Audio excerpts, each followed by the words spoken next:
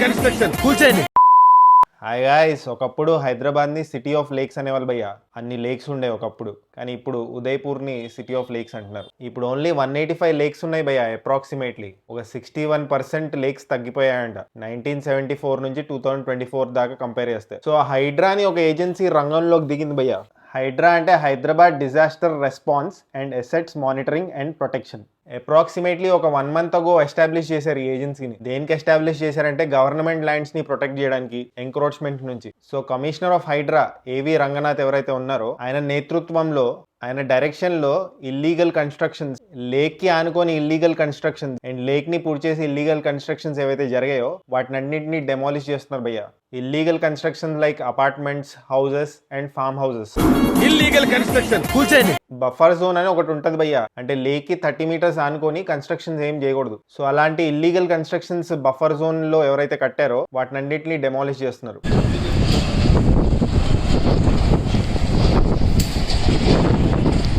అసలు డెమాలిషన్ ఎందుకు అంటే లేక్స్ ని పూడ్చి వాటి మీద బిల్డింగ్స్ ఇంకా ఫామ్ హౌస్లు కడుతున్నారు భయ్య. సో వర్షం పడినప్పుడు లేక్ లో స్టోర్ అవ్వాల్సిన వాటర్ రోడ్ల మీదకి వచ్చేస్తుంది. దానివల్ల ట్రాఫిక్ అంతరాయం కలుగుతుంది. లేక్ పైన ఇల్లులు కట్టడం ద్వారా చాలా ఇల్లులు మునిగిపోతున్నాయి, సబ్మర్జ్ అయిపోతున్నాయి. అండ్ ఆ లేకులు పూడ్చేయడం వల్ల వాటర్ రీఛార్జ్ అవ్వట్లేదు. And of course illegal constructions and కబ్జాకి గురైన కన్స్ట్రక్షన్స్ ఏవైతే ఉన్నాయో వాటిని లాగేసుకుంటున్నారు గవర్నమెంట్. ఇవి రీజన్స్ ఫర్ డెమాలిషన్. ఈ డెమాలిషన్ డ్రైవ్ లో భాగంగానే అప్రాక్సిమేట్లీ మోర్ దెన్ 100 కన్స్ట్రక్షన్స్ ని డెమాలిష్ చేశారు భయ్య. లేటెస్ట్ గా అక్కినేని నాగార్జున కన్వెన్షన్ ఏదైతే ఉందో దాంట్లో ఇల్లీగల్ గా కన్స్ట్రక్ట్ చేసిన పోర్షన్ ని డెమాలిష్ చేశారు హైడ్రా అధికారులు.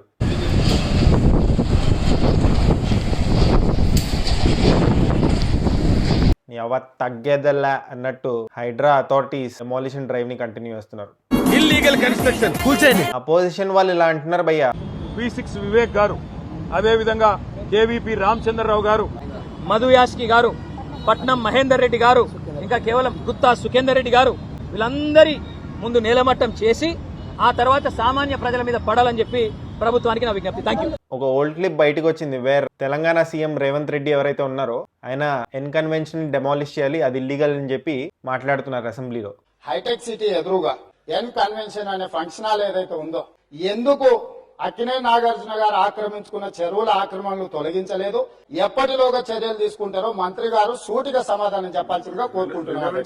మీన్ వైల్ నాగార్జున గారు ట్వీట్ చేశారు భయ్య, ఈ డెమాలిషన్ ఇల్లీగల్ అని, మేము రూల్స్ కి తగ్గట్టే ఈ ఫంక్షన్ హాల్ ని కట్టామని, కోర్టులో తేల్చుకుంటామని చెప్పి చెప్పారు. మరి చూడాలి ఫ్యూచర్ లో ఏమవబోతుందో.